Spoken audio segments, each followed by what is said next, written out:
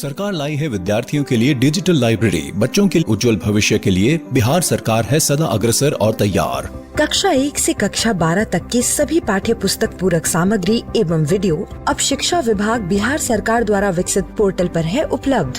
अध्ययन सामग्री देखने के लिए BEPCLots.bihar.gov.in पर विजिट करें अथवा एंड्रॉइड मोबाइल पर गूगल प्ले स्टोर से E-Lots ऐप डाउनलोड करें। शिक्षकों, अभिभावकों एवं बच्चों से अनुरोध है कि इस ई-लाइब्रेरी का अधिक से अधिक लाभ उठाएं और अपनी पढ़ाई जारी रखें। हेलो बच्चों, कैसे हैं आप? जैसा कि आपको पता है कि स्कूल बंद होने के कारण हम अपनी पढ़ाई दूरदर्शन के माध्यम से कर रहे हैं और हमारे लिए क्लास 3 से 5 की पढ़ाई प्रतिदिन दोपहर 4 बजे से 5 बजे तक शुरू हो चुकी है। हमें क्या करना है कि रोज़ाना समय पर अपनी पेंसिल और कॉपी के साथ मेरा दूरदर्शन मेरा विद्यालय कार्यक्रम में शामिल होना है, जहां हम नई नई चीज़ें सीखेंगे, वह भी मनोरंजक तरीके से। तो तैयार है ना आप सब? तो बच्चों, आज हम लोग सबसे पहले सुनेंगे बापू की पाती, जिसमें हम लोग प्यारे बापू गांधी जी के जीवन प्रसंग से जुड़ी बातों को सुनकर उनसे प्रेरणा पाते हैं। फिर हिंदी की क्लास में खुलेगा कहानियों का खजाना और हम लोग देखेंगे एक कहानी जिसका नाम है किस्सा खीर का। उसके बाद संगीत के बारे में जानेंगे और जानेंगे संगीत के स्वरों के बारे में। फिर रोज की तरह जानेंगे कुछ रोचक शब्दों को जिन्हें लोकल बोलचाल की भाषा में इस्तेमाल किया जाता है। उसके बाद गणित में हम लोग हल करेंगे भाग के कुछ सवालों को। फिर याद करेंगे 7 का पहाड़ा और उसके बाद पढ़ाई करेंगे भिन्न की। फिर सुनेंगे अंग्रेजी में एक कहानी जिसका नाम है अप इन द स्काई। और सबसे अंत में अपने घर के सभी बड़ों के साथ देखेंगे एक वीडियो, आज क्या सीखा। तो चलिए शुरू करते हैं आज की क्लास। थोड़ी सी मस्ती, थोड़ी पढ़ाई के साथ।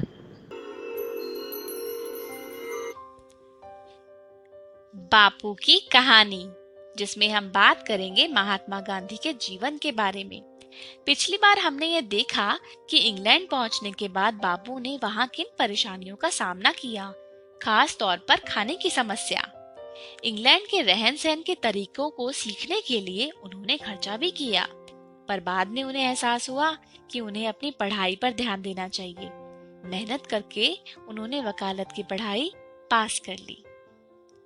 सभी कहते थे कि वकील को धारा प्रवाह बोलना आना चाहिए, और मोहनदास जब कभी किसी मंडली या सभा में बोलने की कोशिश करते तब उनकी घिघी बन जाती, पसीना छूटता, हलक सूख जाता, मुंह से शब्द ही नहीं फूटते। लेकिन समय के साथ मोहनदास ने अपने संकोच को अपनी कमजोरी नहीं मजबूती बना लिया। वो कहते थे, अपने इस शर्मीले स्वभाव के कारण मेरी फजीहत तो हुई पर मेरा कोई नुकसान नहीं हुआ, बल्कि अब तो मैं देख सकता हूँ कि मुझे फायदा ही हुआ है। पहले बोलने का संकोच मेरे लिए दुखकर था और अब वो सुखकर हो गया है। एक बड़ा फायदा तो यह हुआ है कि मैंने शब्दों का मितव्यय करना सीखा। मुझे अपने विचारों पर काबू रखने की आदत सहज ही पड़ गई। मेरी जबान या कलम से बिना सोचे विचारे या बिना तौले शायद ही कोई शब्द कभी निकलता है।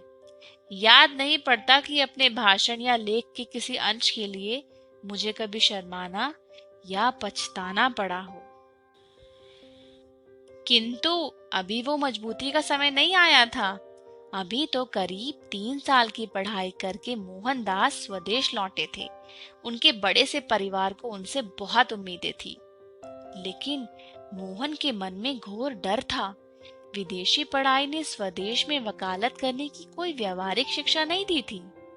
फिर आते ही पता लगा कि उनकी माता का देहांत हो गया है। मुंबई में घर किराए पे लिया और वकालत शुरू कर दी, लेकिन बड़े भाई की कोशिशों के बावजूद भी मोहनदास के पास कोई अपना काम लेकर के नहीं आता था। जो पहला मुकदमा उनके पास आया वो आसान था। उन्हें प्रतिवादी की ओर से जिरह करनी थी। जैसे ही जिरह के लिए खड़े हुए, लोगों के बीच बोलने के डर ने उन्हें जकड़ लिया। पैर कांपने लगे, सिर चकराने लगा, आंखों के आगे अंधेरा छा गया। जज और वकील उन पर हंसने लगे। हाँ, अदालत में पेश करने के लिए अर्जी और दावा लिखने का काम आता गया। इसमें मोहनदास अच्छे भी थे, किंतु इससे खर्चा नहीं निकलता था। ये वकालत थोड़े थी। एक हाई स्कूल ने अंग्रेजी शिक्षक का विज्ञापन निकाला था। मोहनदास वहां पहुंच गए। उन्होंने कहा, मैं बीए नहीं हूं, पर मैंने लंदन की मैट्रिकुलेशन परीक्षा पास की है। प्राचार्य बोले, हाँ ठीक है, लेकिन हमें तो ग्रेजुएट की जरूरत है। और फिर उनको वो नौकरी भी नहीं मिली। निराश होकर मोहनदास राजकोट वापस लौट आए।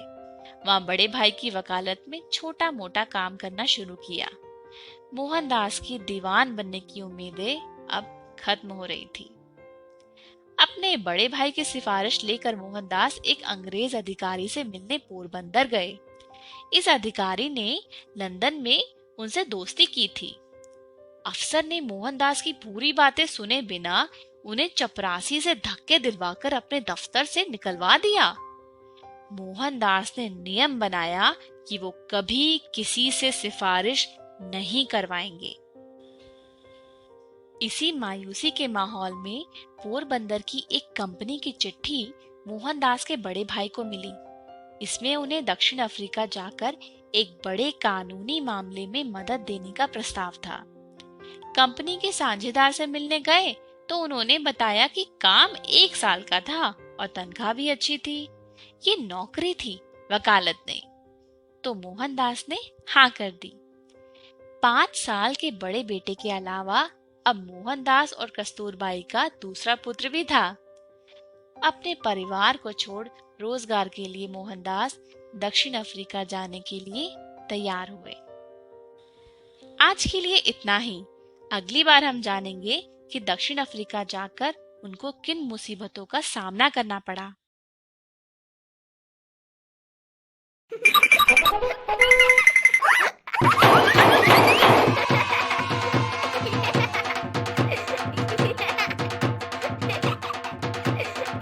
हेलो दोस्तों, स्वागत है आपका हमारे टीवी शो में, जिसका नाम है थोड़ी सी मस्ती थोड़ी पढ़ाई।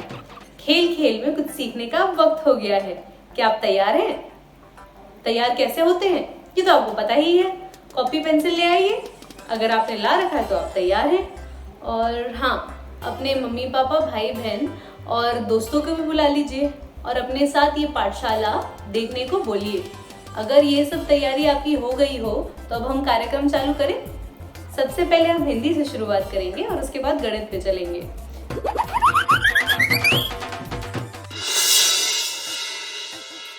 तो शुरू करते हैं हिंदी से। हिंदी में आप सबसे पहले एक कहानी सुनेंगे और उसके बाद कुछ नए खेल खेलेंगे। उसके बाद तो आपको पता ही है क्या होगा। उसके बाद हम गणित पे जाएंगे। कॉपी पेंसिल तैयार रखिए, कहानी बस शुरू हो रही है।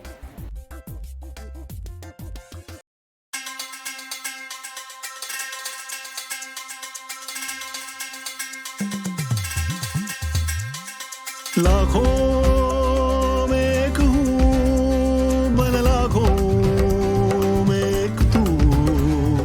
लाखों लाख है भारतवासी, मैं लाखों में एक हूँ। शिक्षा की एक बात सुनाऊं, थोड़ा थोड़ा सुन ले तू। लाखों लाख है भारतवासी, मैं लाखों में एक हूँ। सुन ले मेरी बात जरा और हो जा मेरे संग तू। खेल खेल में गजब पढ़ाई, पढ़ना अब आसान करें। खेल खेल में सब कुछ हासिल, हर मुश्किल को पार करें। नंबर शंबर जोड़ घटाना जैसे सीखे मंत्र छू। बहुत सरल है काम ये साथी, बन लाखों में एक तू। लाखों में एक हूँ, बन लाखों में एक तू। लाखों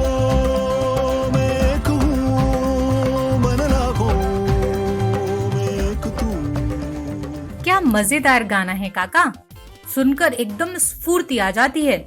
हाँ वो तो है बिट्टू, लेकिन मेरा मन जो है ना, अरे वो बिट्टू की काकी अभी जो है ना आहा, खीर खाने का बहुत मन कर रहा है। अचानक गाने से सीधे खीर। अरे काकी, पड़ोस में किसी के घर से खीर की सुगंध आ रही है, तो बस खुशबू से ही खीर खाने का मन हो आया काका का। हाहा, बिट्टू, पर तुम्हें कैसे पता? बस काका, पता चल ही जाता है। बिट्टू के काका, खीर तो आज आप बनाने वाले थे, लेकिन कोई बात नहीं, मैं खीर से जुड़ी कहानी जरूर सुना सकती हूँ। हाँ हाँ काकी, सुनाइए, मैं सुनने के लिए एकदम तैयार हूँ। ठीक है, तो ये रही कहानी।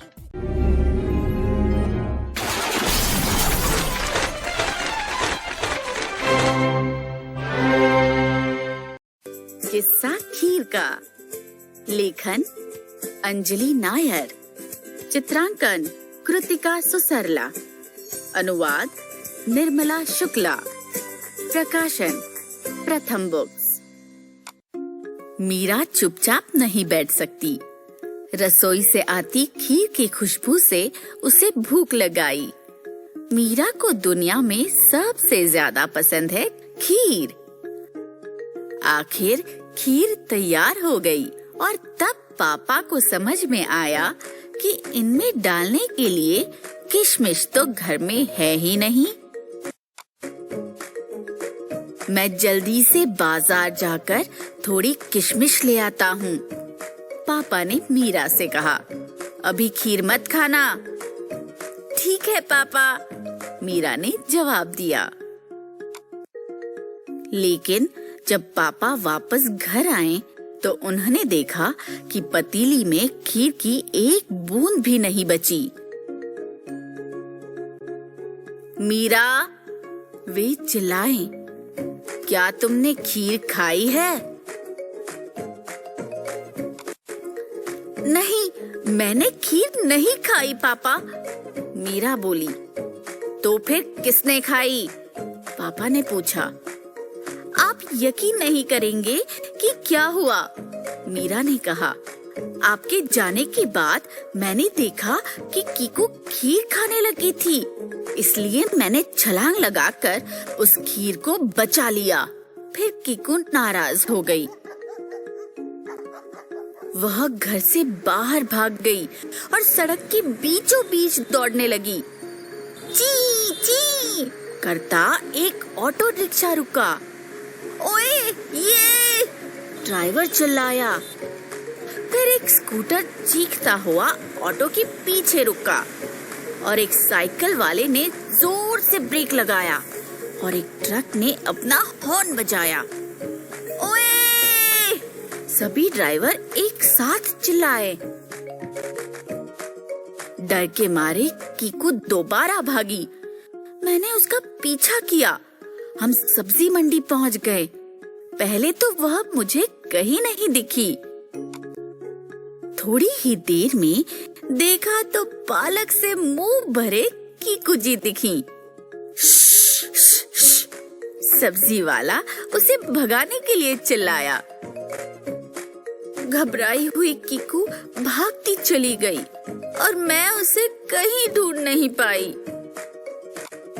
लेकिन तब भी मैंने किसी की चीख सुनी।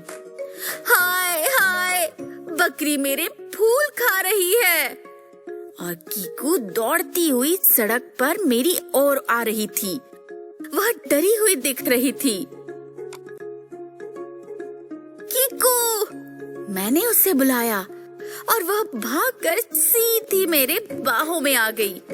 मैंने उसे गले से लगाया और घर ले आई। मीरा ने अपनी कहानी खत्म की। लेकिन पापा की हंसी रुक ही नहीं रही थी। वे बोले, मीरा बेटा, तुम किस्सा क्यों गढ़ रही हो? किस्सा? अरे पापा, मैं किस्सा नहीं बना रही, मीरा ने कहा। अच्छा, अगर तुमने कीकू से खीर बचा ली तो उसे किसने खाया? पापा ने जवाब दिया। मीरा ने इसके बारे में तो सोचा ही नहीं था। उसकी भौहें माथे पर चढ़ गई। मुझे नहीं पता, सिर झुकाते वह बोली।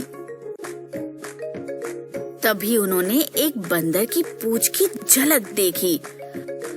खिड़की से बाहर छलांग लगा रहा था और अब पापा की भौहें माथे पर चढ़ गई। पापा, हम और खीर बना सकते हैं? मीरा ने पूछा। पापा हंसे। हाँ बच्चा, चलो थोड़ी और खीर बनाते हैं। बच्चों, आपने कहानी सुनी और समझी भी होगी, तो आज जरा आप भी इस कहानी पर कुछ प्रश्न बनाइए और घर पर किसी को पूछिए। बिट्टू की काकी कहानी तो मजेदार थी, पर इसके बाद तो आहा, खीर खाने की मेरी इच्छा और बढ़ गई। हाँ काकी, अब तो मेरा भी मन कर रहा है। मुझे लगता है आप दोनों का ध्यान खीर पर ही था, कहानी पर नहीं। नहीं बिट्टू की काकी, हमारा ध्यान तो कहानी पर भी उतना ही था जितना खीर पर। काका आज तो खीर बनवा कर ही रहेंगे। आज आप बच गए खीर बनाने से। खीर तो अब बनने से रही, क्योंकि पूरा दूध बन गया है दही। सारा मूड खराब हो गया। काका, आपका मूड सही करने का एक तरीका है मेरे पास। क्या बिट्टू? हम आज जानेंगे संगीत के बारे में। संगीत? वाह वाह, क्या बात है बिट्टू, मुझे तो संगीत बहुत पसंद है। शुरू करो।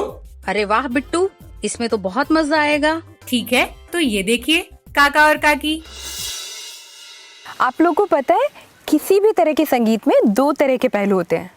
एक होता है मेलोडी या फिर धुन, और दूसरा होता है रिदम या फिर ताल। ये धुन कैसे बनती है, किसी को पता है? नहीं। तो जो धुन होती है वो कुछ म्यूजिकल नोट से मिलकर बनती है, और भारतीय संगीत में उन म्यूजिकल नोट्स को स्वर बोलते हैं। जानना चाहोगे ये स्वर कैसे सुनने में लगते हैं? हाँ। अभी हम लोग बात कर रहे हैं तो हमारा गला कैसा होता है, बिल्कुल सीधा। अगर आपका कोमल से झगड़ा हुआ तो आप कितनी ऊंची आवाज में बात करोगे? बहुत ऊंची। बताओ कैसे करोगे बात? एक थप्पड़ लगाऊंगी। कोमल, आपका अगर उससे झगड़ा हुआ तो आप कैसी आवाज में बात करोगे? एक कान के नीचे खींच दूंगी। जब हम गुस्से में होते हैं तो हमारा गला कितना ऊपर पहुंच जाता है? ऊपर। मगर जब हम बातचीत करते हैं तो गला नीचे रहता है। तो ये जो हमारे स्वर है ना, ये भी हमारे गले को नीचे से ऊपर तक लेके जाते हैं। अब हम बात करते हैं स्वर होते कैसे हैं। तो मैं एक धुन बजाऊंगी, यहाँ पर एक स्केल है ये। आप लोग को ये आवाज सुनाई दे रही है? हाँ। हम अपने सबसे पहले स्वर से शुरू करेंगे, जिसका नाम है सा। तो अगर हमें इस स्केल में सा पकड़ना हो तो हम कैसे गाएंगे? सा, बोलिए। सा, रे,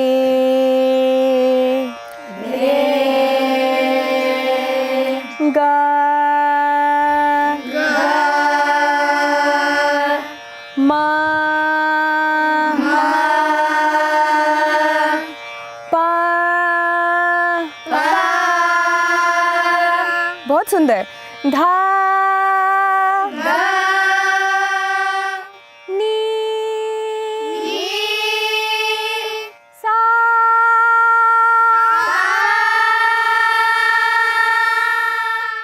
तो आपने देखा हमारा गला नीचे से ऊपर है ना। जब हम ऊपर जाते हैं गले में थोड़ा सा जोर पड़ता है। तो हमारे कितने नोट्स हुए? 8। तो सा से नी तक हमारे 7 स्वर हैं, जिनको हम क्या बोलते हैं? सरगम। क्या बोलते हैं? सरगम। हाँ, तो जो हमारा 8वां स्वर है सा, वो किसी भी सरगम को खत्म करने के लिए हम सा दोबारा से यूज करते हैं, और उस सा के आगे से एक और नई सरगम शुरू हो सकती है। सा, रे, गा, मा, पा, धा, नी, सा। स्वरों के नीचे से ऊपर हुए चढ़ते हुए क्रम को क्या बोलते हैं? आरोह। आरोह। वेरी गुड, तालियां सबके लिए। अब हमें ऊपर से नीचे भी आना है, और उसको क्या बोलते हैं? अवरोह। तो अब हम पहले ऊपर चढ़े दोबारा से सीढ़ी पे। सा, रे, गा, मा, पा, धा, नी, सा। अब क्या करेंगे? ऊपर से नीचे। सा, नी, धा, पा, मा, गा, रे, रे सा। बोले एक साथ। सा नी दा पा मा गा रे सा। बहुत सुंदर। सो चढ़ते हुए क्रम को क्या बोलते हैं? आरोह। और उतरते हुए क्रम को? अवरोह। आरोह और अवरोह। बहुत सुंदर।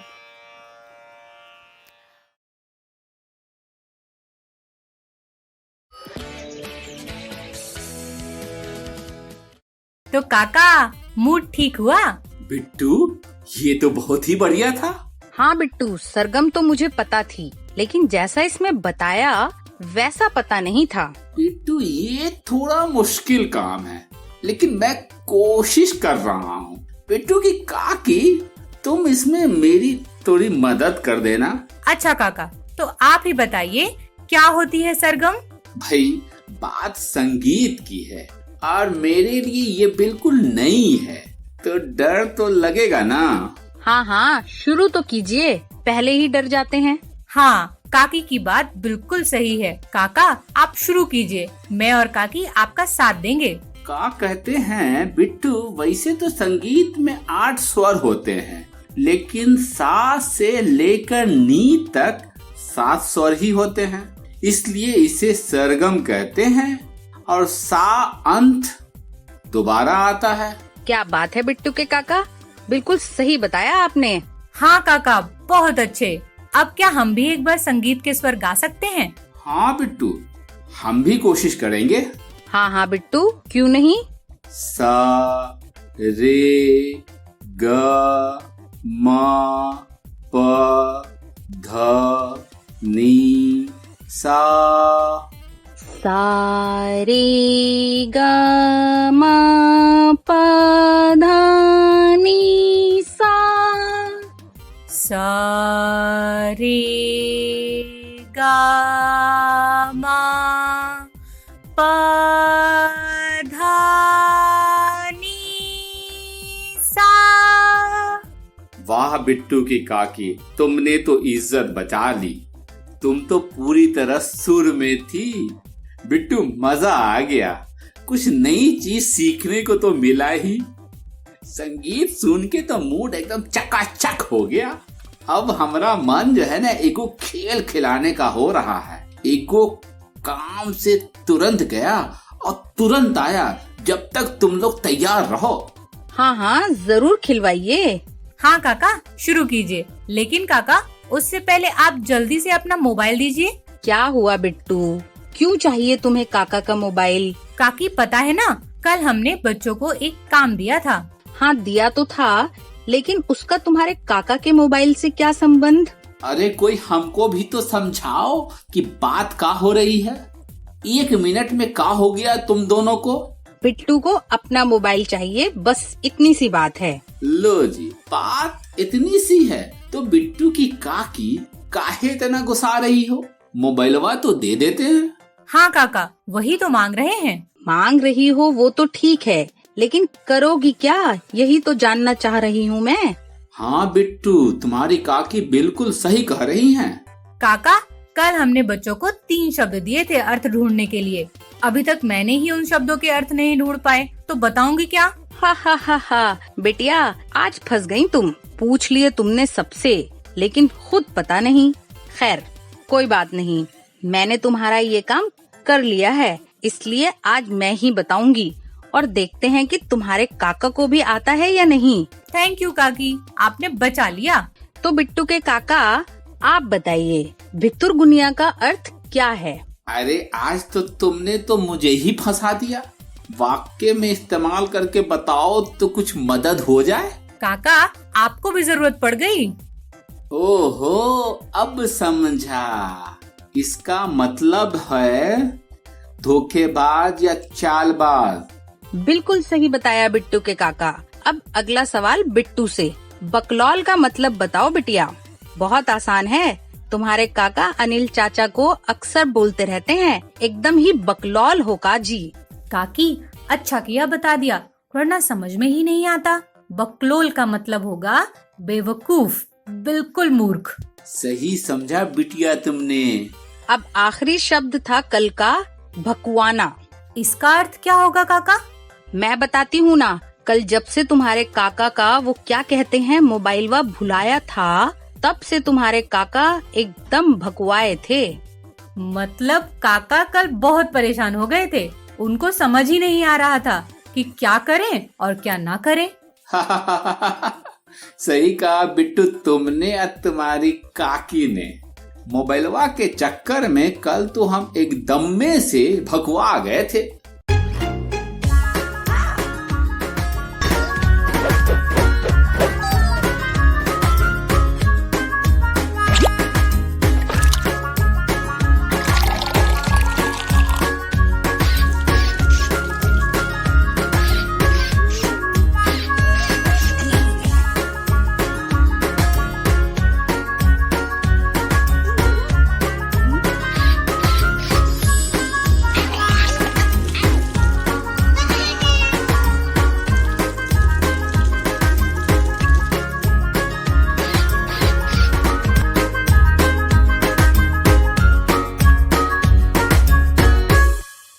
कहानी तो हमने सुन ली और इतने रोमांचक खेल भी खेल लिए।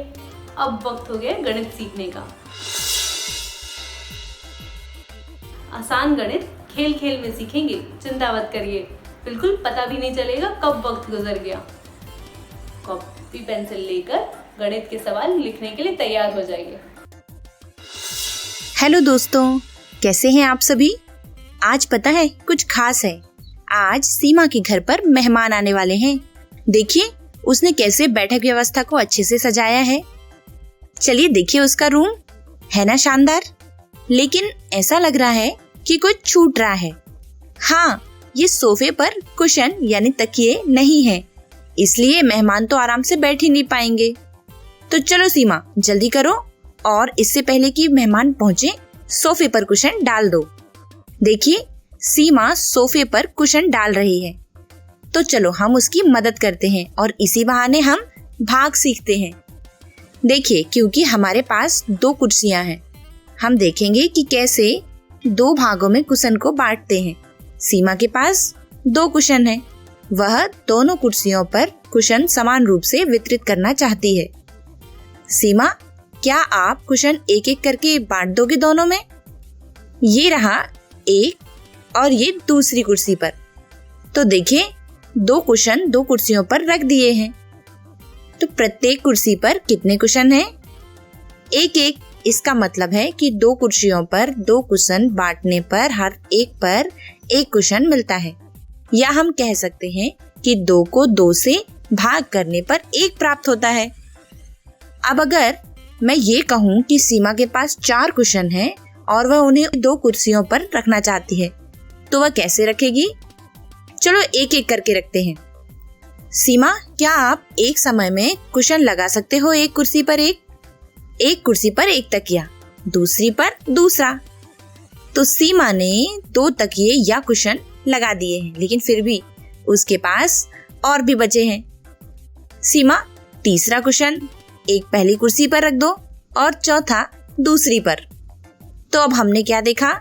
हमने देखा कि जब 2 कुर्सियों के बीच 4 तकिए या कुशन बांटे गए तो एक कुर्सी पर 2 आए हैं। इसका मतलब है कि 4 को 2 से भाग करने पर 2 प्राप्त होता है। अब कुशन के बड़े ढेर को देखते हैं, जिसे सीमा को 2 कुर्सियों में बांटना है। चलो गिनो तो इसमें कितने कुशन हैं? 1, 2, 3, 4, 5, 6। ढेर में 6 कुशन है। सीमा को 6 कुशन को 2 कुर्सियों पर समान रूप से बांटना है।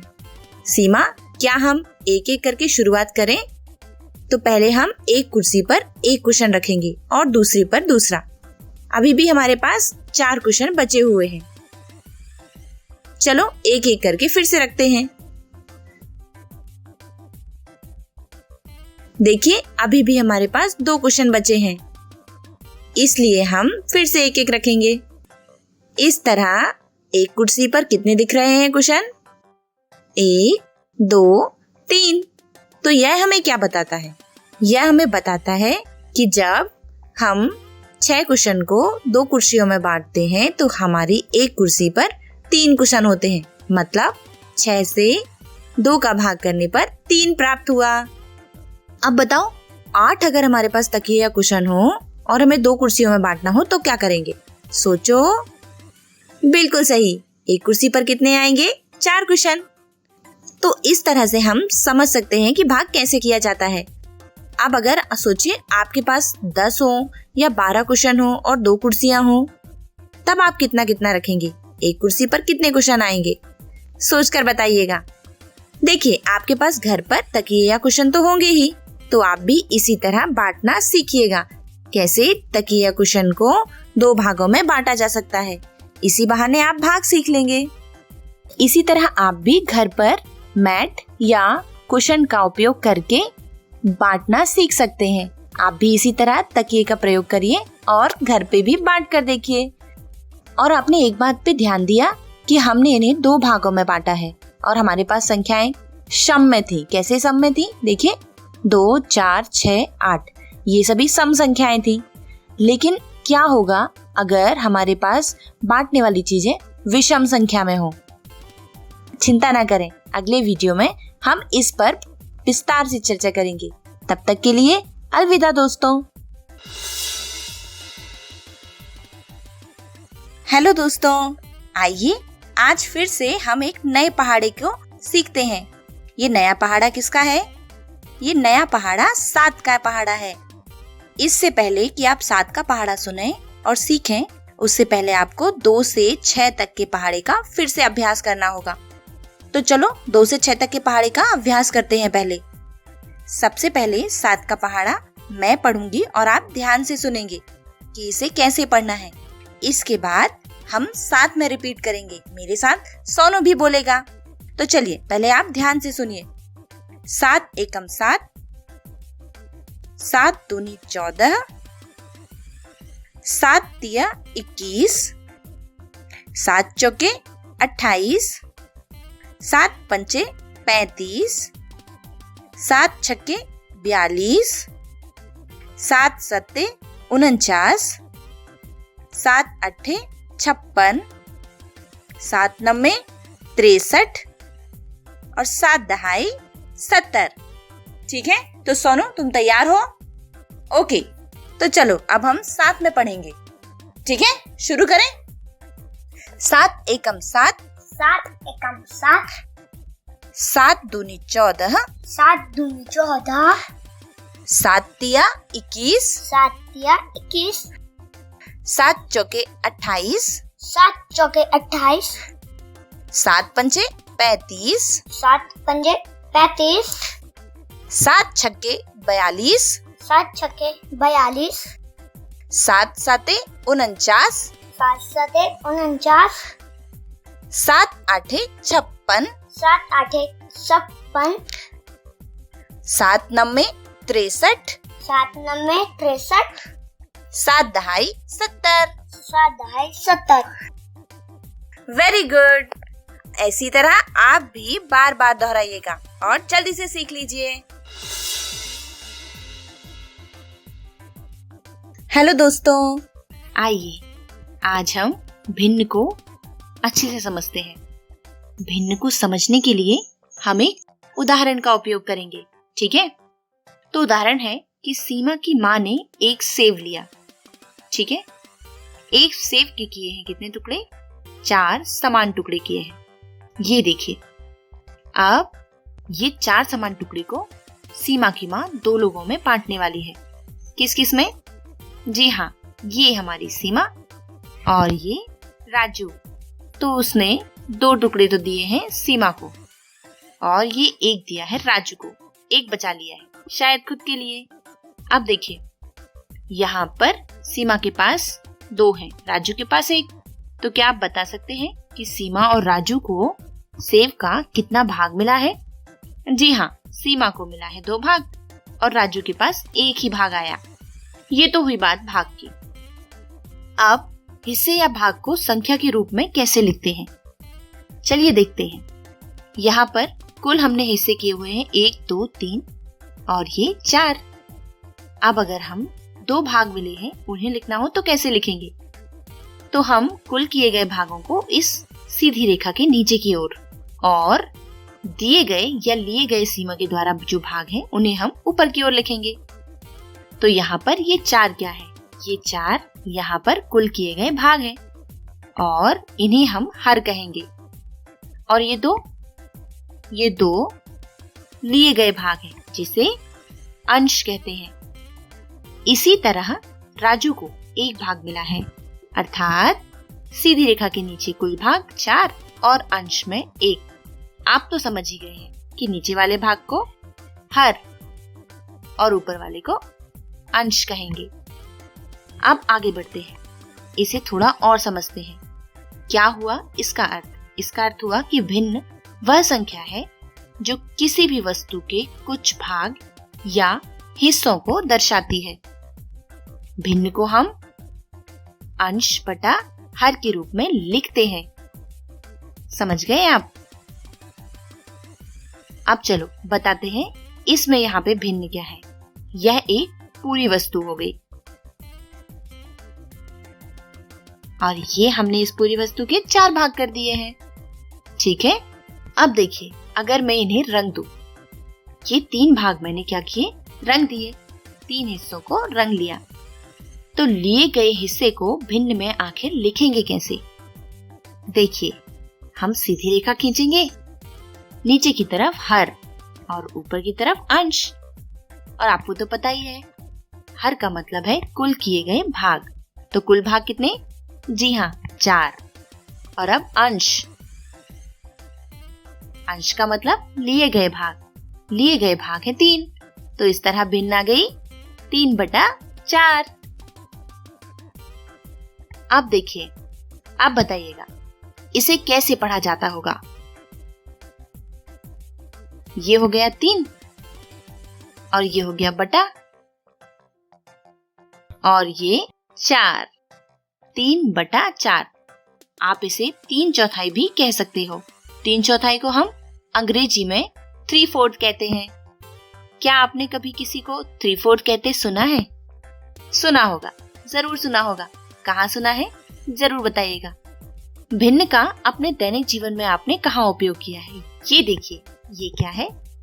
ये राजू ने 3/4 पैंट खरीदा है। ये क्या है? ये है रोहित द्वारा बनाई गई हाफ चाउमीन। ठीक है, तो रोहित ने हाफ चाउमीन खाया है। और ये नेहा ने 5 लीटर दूध लाया है। और राजू को शर्ट को सिलवाने के लिए 1 मीटर कपड़े की जरूरत है। ये सब आपने उपयोग किए ही होंगे ऐसे शब्दों का। क्या आपको पता है इनमें भी भिन्न है? देखिए, ये 3/4, ये हाफ, 5 लीटर और पौने, ये भिन्न के ही उदाहरण हैं। कैसे? 3/4 का अर्थ होता है 3/4 और पौने का मतलब है 4 भाग में से 3 भाग, अर्थात 3/4।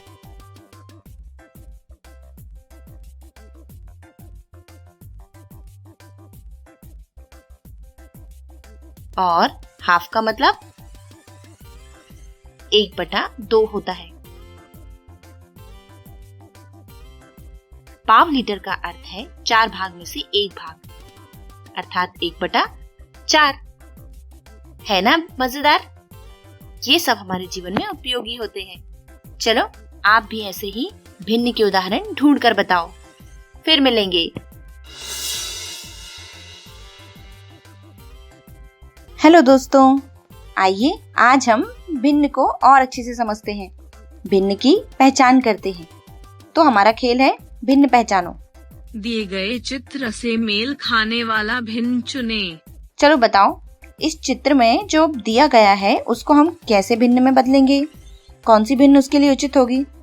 देखिए, इसमें एक आयत है और आयत के अंदर कितने खंड हैं? देखिए, 1 2 3 4 5 भाग हैं इस आयत में अंदर। तो अब 5 भाग कुल हैं, तो कुल भाग होंगे नीचे की तरफ, यानी कि हर में। और ऊपर देखिए 1 2 3 भाग रंगे हुए हैं, अर्थात अंश में 3 होगा। इस तरह भिन्न होनी चाहिए 3/5। देखते हैं हमारा उत्तर सही है या नहीं। यहाँ देखिए, ये है 5/6। ये तो हमारी भिन्न नहीं हो सकती। ये 5/7, यह भी नहीं, और ये 3/5। ये रही हमारी भिन्न। जी हाँ, हमें अपना उत्तर मिल चुका है। अगला सवाल देखिए। तो यहाँ पर एक वृत्त है। वृत्त में 1, 2, 3, 4 खंड है। तो कुल 4 मतलब हर 4 है, और यहाँ पर 1 रंगा हुआ है। इस तरह 1/4 होना चाहिए क्योंकि अंश में 1 है। बिल्कुल सही। आप बताइए इस आयत में कुल कितने खंड हैं? 1, 2, 3, 4, 5, 6, 7 और ये 8 है, जिनमें से 1, 2, 3, 4 रंगे हुए हैं, अर्थात अंश में 4 और हर पे 8। बिल्कुल सही। अगला देखिए। यहाँ पर आयत में 2 खंड हैं, अर्थात हर तो हमारा 2 होगा और 1 रंगा हुआ है, इसलिए 1/2 होना चाहिए। अब यहाँ पर आयत में 1, 2, 3, 4, 5 हैं। कुल 5 खंड हैं, जिनमें से 4 रंगे हुए हैं। इसका मतलब है 4/5 हमारी भिन्न होगी। अब इस वृत्त में कितने भाग हैं? 1, 2, 3, 4, 5, 6, 7 और ये 8 भाग हैं। इनमें से कितने भाग रंगे हुए हैं? 1, 2, 3, 4, 5, 6 और ये 1, 7। इसका मतलब भिन्न है 7/8। आप बताइए इस व्रत में कितने भाग हैं? चलिए गिनते हैं। 1, 2, 3, 4, 5, 6, 7, 8, 9 और रंगे हुए भाग कितने हैं? 1, 2, 3, 4, 5, 6। इसका मतलब अंश पे 6 और हर पे 9 होना चाहिए। कौन सी भिन्न है? ये पहली वाली। अगला देखते हैं। इस बार कितने भाग हैं? 1, 2, 3, 4, 5, 6, 7। तो हुए हर में 7 भाग। और अब जो रंगीन कलर है उन्हें गिनते हैं। 2, 3, 4। इसका मतलब 4 अंश पे और 7 हर पे होना चाहिए। कौन सा भिन्न होगा? ये रहा। अब यहाँ देखिए, यहाँ एक आयत है। आयत में कुल कितने खंड हैं? 1, 2, 3, 4, 5। इसका मतलब है कि हमारा हर 6 है। अब रंगे भाग कितने हैं? 2, इसलिए भिन्न हुई 2/6। चलो फिर से नया खेल। ठीक है, इस बार आप जल्दी जल्दी बताइए। यहाँ पर एक आयत है। आयत में कितने खंड? 1, 2, 3, 4, 5। तो हर हमारा 5 होना चाहिए और 1, 2, 3, 4 रंगे भाग, तो 4/5। अब देखिए, यहाँ पर 1, 2, 3, 4, 5, 6 कुल हैं 6, जिनमें से 1, 2, 3, 4, 5 भरे हुए, मतलब 5 अंश और 6 हर। कहाँ मिलेगा? ये रहा। अब अगला सवाल। व्रत में कितने भाग हैं? 1, 2, 3, 4, 5, 6, 7, 8, 9 और रंगे भाग कितने हैं? 1, 2, 3, 4, 5। अब अगला, यहाँ पर व्रत में कितने खंड हैं? यहाँ पर 1, 2, 3, 4 हैं। इसका मतलब हर 4 होना चाहिए और रंगे हुए भाग हैं 3। इसका मतलब भिन्न होगी 3/4। आप देखिए, यहाँ पे इस व्रत में कितने कुल भाग हैं? एक बड़ा सा भाग है और ये 2। इस तरह 3 भाग हैं। 3 हर में है और 2 रंगे, इसलिए 2/3 होना चाहिए। बहुत अच्छे, आपने सारी भिन्न सही हल की हैं। दोस्तों, क्या आपने कभी आसमान को बहुत देर तक देखा है? कितनी सारी चीजें दिखाई देती है, जैसे पंछी, बादल और बहुत कुछ। अगर आपने आसमान नहीं देखा तो देखिए और बताइए आपको क्या क्या दिखाई देता है। हमारी स्टोरी भी आसमान में क्या दिखाई देता है उस पर है। आज की स्टोरी का नाम है अप इन द स्काई और इस स्टोरी के लेखक है डॉक्टर माधुरी पै और डॉक्टर माधव चव्हाण और चित्रकार है Alka खैरमोड़े। What is up in the sky? The sun. When do we see it? In the morning. What is up in the sky? The moon. When do we see it? At night. What is up in the sky? The birds. When do we see them? In the morning and evening. What is up in the sky? The stars. When do we see them? At night. What is up in the sky? Dark clouds. When do we see them? Before it rains. What is up in the sky? The rainbow. When do we see it? After the rains. What is up in the sky? The plane. When do we see it? Sometimes. What is up in the sky? The balloons. When do we see them? During a fair. देखा आसमान में कितनी चीजें होती हैं और वे कब दिखाई देती हैं? आप भी आसमान में देखना और आपने क्या देखा वह लिखना।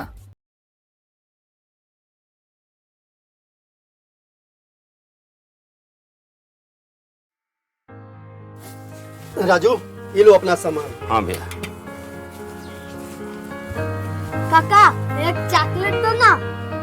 बचवा, स्कूल में नहीं बताया जाता कि चॉकलेट खाने से दांत सड़ जाता है। और काका, हिसाब गलत करने से क्या होता है? अच्छा, देखे।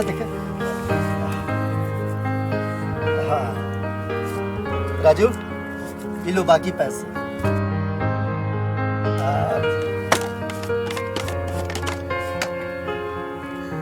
ये लो मेरे तरफ से तुम्हारे लिए।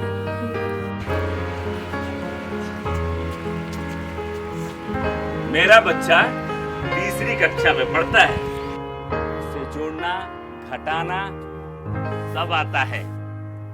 क्या आपके बच्चे को आता है? आइए हम मिलकर अपने बच्चों के भविष्य को एक नई उड़ान दें। आज हम पूछेंगे तो कल ये सीखेंगे।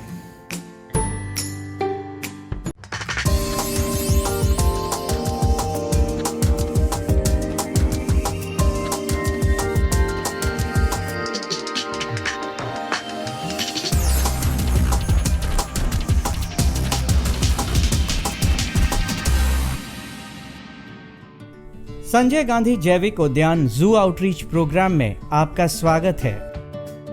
आज हम जिस जानवर के बारे में बात करेंगे वो दुनिया के सबसे लोकप्रिय पालतू जानवरों में से एक है, लेकिन इनमें कुछ बेहद खतरनाक और डरावने भी होते हैं। आज हम चलेंगे बिल्लियों के एनक्लोजर के पास और जानेंगे उनसे जुड़ी हुई कुछ महत्वपूर्ण बातें।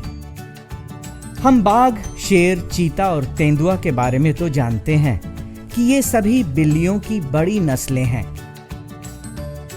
इसके अलावा बिल्लियों की छोटी नस्लें भी हैं, जिनमें जंगली बिल्ली और फिशिंग कैट दोनों महत्वपूर्ण हैं। सबसे पहले हम बात करेंगे जंगली बिल्ली के बारे में। ये अन्य बिल्लियों की तरह रात में सक्रिय नहीं रहते हैं, बल्कि ये सुबह में या शाम को अपना शिकार करना पसंद करते हैं। इन्हें पानी पसंद है और ये काफी अच्छे तैराक होते हैं। खतरे को देखकर ये पानी में गोता भी लगाते हैं। एक स्वस्थ जंगली बिल्ली का जीवन काल लगभग 15 सालों का है। इनका वजन 10 से 16 किलोग्राम तक होता है। ये लगभग 36 सेंटीमीटर ऊंचे और 59 से 76 सेंटीमीटर लंबे होते हैं। ये सामाजिक नहीं होते हैं, बल्कि इन्हें एकांत में रहना पसंद है। ये केवल प्रजनन काल के दौरान ही एक दूसरे के नजदीक आते हैं। इन्हें छिपकली, मेढक, कीड़े, खरगोश खाना बेहद पसंद है। इनका प्रजनन काल जनवरी से मार्च के बीच होता है। 63 से 66 दिनों के गर्भ धारण के बाद मादा जंगली बिल्ली एक बार में 2 से 3 बच्चे को जन्म देती है। इनके बच्चे को किटन भी कहा जाता है। इनके बच्चे जन्म के 11 से 18 महीनों के बाद प्रजनन योग्य हो जाते हैं। जंगली बिल्ली काफी तेज धावक होते हैं।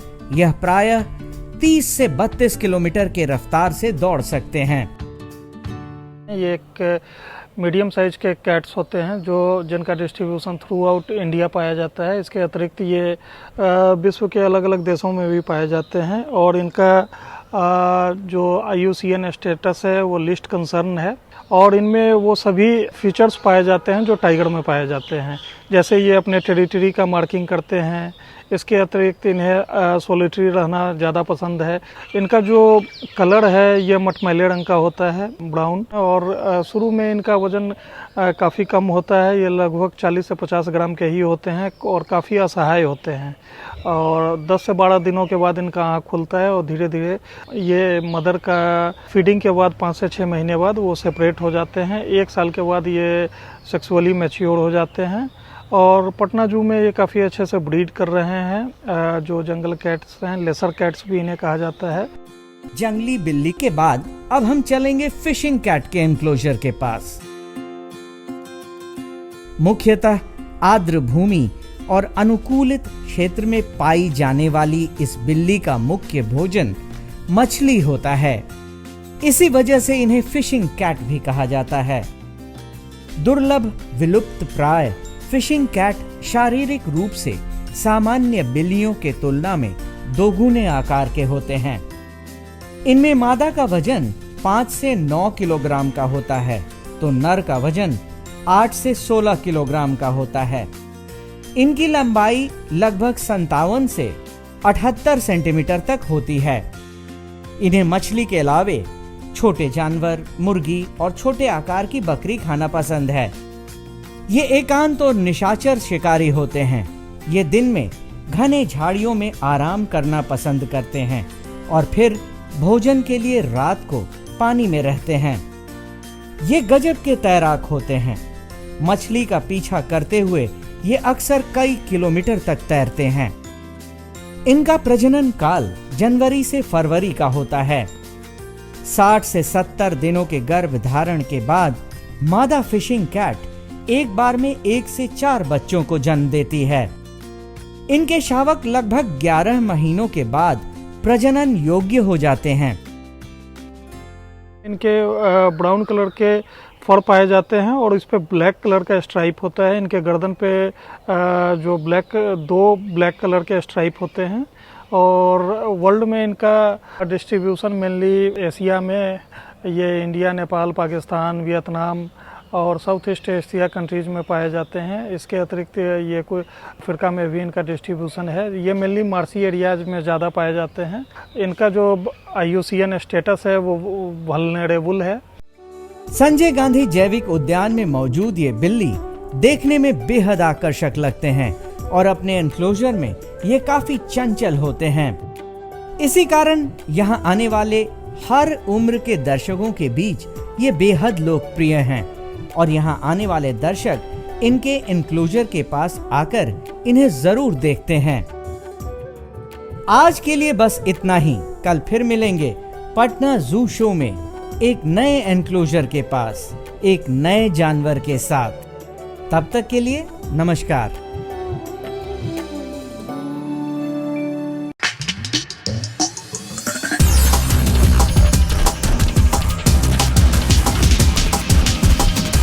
तो आशा करती हूँ बच्चों आज के एपिसोड में आपने जरूर कुछ नया सीखा होगा।